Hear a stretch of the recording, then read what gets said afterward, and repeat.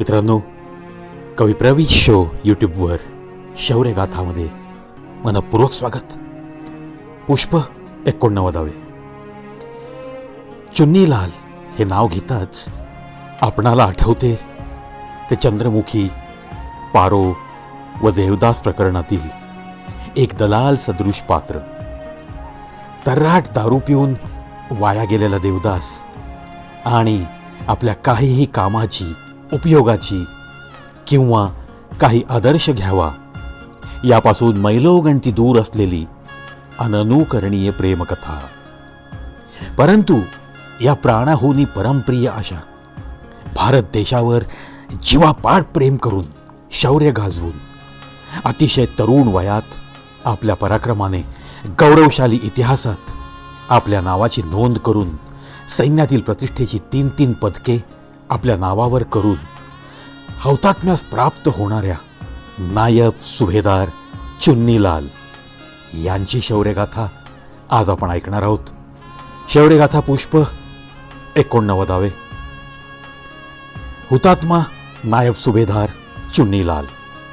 शौर्यचक्र, वीरचक्र, अशोक चक्र, 8वी बटालियन, जम्मू आणि Kashmir light infantry regiment, भारतीय भूदळ. चुन्नीलाल यांचा जन्म 6 मार्च 1968 रोजी जम्मू आणि काश्मीरच्या किश्तवाड जिल्ह्यातील आठवली तालुक्यातील एक दुर्गम गाव मुठाळ गांधारी येथे झाला. मुठाळ गावचे चाग गांधारी येथे असलेल्या माता चंडीचे पुजारी श्री शंकरदास आणि गांधारी पद्दार भटवास गावची श्रीमती डंखरी देवी या पुजारी कुटुंबात जन्मलेल्या चुन्नीलाल यांना माता चंडीचा आशीर्वाद लाभला होता. या शूर सैनिकाचे कुटुंब 60च्या दशकात भदेरवाह येथे स्थलांतरित झाले आणि सध्या डोडा जिल्ह्यातील तालुका भल्ला भदेरवाह येथे भारा गावात स्थायिक झाले. चुन्नीलाल हा कुटुंबातील मोठा मुलगा होता व त्याच्या मागे 2 लहान भाऊ आणि 4 लहान बहिणी होत्या. 30 नोव्हेंबर 1985 रोजी चुन्नीलाल भारतीय सैन्यात दाखल झाले व वयाच्या 19व्या वर्षी जम्मू आणि काश्मीर लाईट इन्फंट्री रेजिमेंटच्या 8व्या बटालियनमध्ये शिपाई म्हणून सामील झाले. सैन्यात सामील झाल्यापासून त्यांचे शौर्य हे अतुलनीय होते. 1987 मध्ये सियाचीन ग्लेशियरमध्ये 21,153 फूट उंचीवर असलेली क्वेड पोस्ट ताब्यात घेण्यासाठी राबवलेल्या त्या मोहिमेत ते सहभागी झाले होते, ज्या पोस्टला नंतर बाना टॉप हे नाव देण्यात आले. ही चौकी इतक्या उंचावर होती की माउंट एव्हरेस्टपेक्षा फक्त 7,875 फूट कमी उंचीवर आहे. माउंट एव्हरेस्ट 29,000 फूट उंचीचे आहे. यावरून ही चौकी शत्रूचा नायनाट करून तिचा ताबा मिळवण्यासाठी किती अतिमानवी प्रयत्न करावे लागले असतील याचा आपण अंदाज करू शकतो. या मोहिमेतील शौर्यपूर्ण कामगिरीसाठी त्यांना सेना पदक देण्यात आले होते. शौर्य पदक. अवघे 20 वर्षाचे वय होण्यापूर्वीच त्यांनी हा सन्मान पटकावला होता व तेव्हा या शूरवीराची सैन्यातील नोकरी झाली होती फक्त 2 वर्षे. 20 वर्षानंतर जून 2007 पर्यंत नायब सुभेदार पदावर पोहोचलेल्या चुन्नीलाल यांनी 3 शौर्य पदके मिळवून ते भारतीय सैन्यातील सर्वात जास्त पदकांनी सुशोभित सैनिकांपैकी एक झाले होते. फारच कमी सैनिकांना हा बहुमान प्राप्त होतो व त्यासाठी असीम त्याग करण्याची तयारी ठेवावी लागते. जून 1987 मध्ये 8व्या जम्मू काश्मीर लाईट इन्फंट्रीला सियाचीन परिसरात तैनात करण्यात आले होते. तेव्हा सियाचीन या बर्फाच्छादित प्रदेशात डोंगरावर ग्लेशियर मोठ्या प्रमाणात पाकिस्तानी घुसखोर घुसल्याचे आढळून आले होते. या घुसखोरांना बाहेर काढणे अवघड पण आवश्यक होते आणि त्यासाठी विशेष कार्यदल स्थापन करण्यात आले होते. चुन्नीलाल आणि युनिटचे इतर सैनिक जसे की नायब सुभेदार, नंतर सुभेदार मेजर आणि मानद कॅप्टन बाना सिंग यांनी या दलात स्वतःहून सामील होण्यासाठी पुढाकार घेतला होता. सियाचीन ग्लेशियर भागातील सर्वोच्च शिखरावर 6,500 मीटर उंचीवर पाकिस्तानी घुसखोरी झाली होती. या उंचीवरून पाकिस्तानी घुसखोर भारतीय सैन्याच्या तळांवर गोळीबार करू शकत होते, कारण उंचीमुळे त्यांना संपूर्ण साल्टोरो पर्वतरांगा आणि सियाचीन हिमनदीचे स्पष्ट दृश्य दृष्टीपथात येत होते.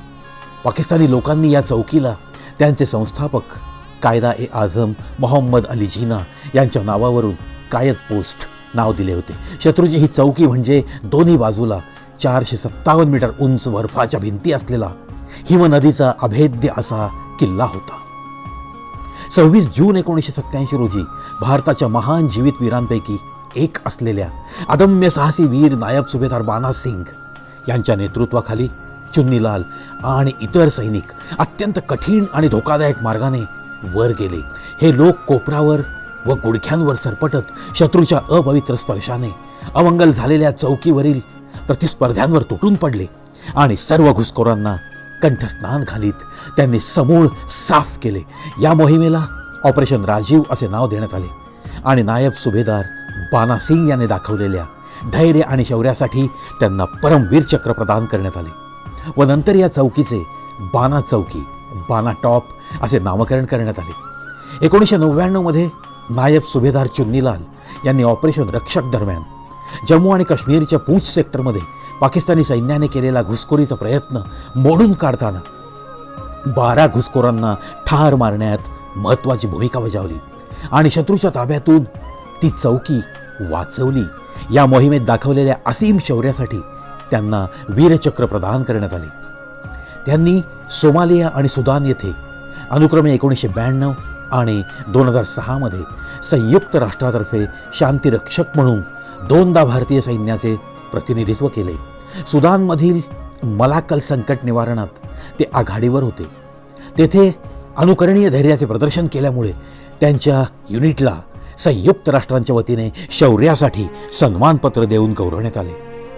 त्यांनी व्यावसायिकदृष्ट्या सैन्यात उत्कृष्ट कामगिरी तर केलीच, परंतु NCC अधिकारी प्रशिक्षण अकादमी OTA कांपटी नागपूर महाराष्ट्र येथे प्रशिक्षक म्हणून ही कार्यकाळ देखील केला.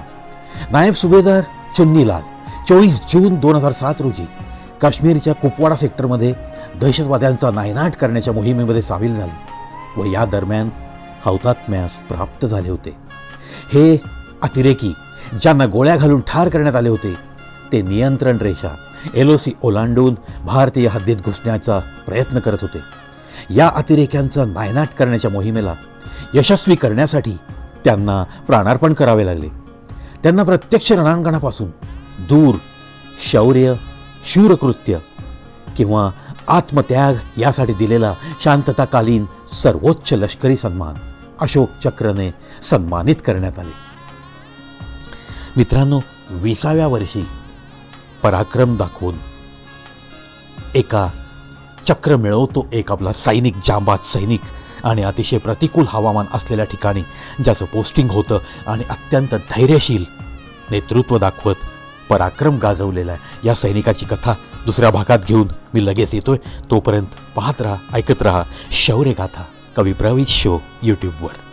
जय हिंद.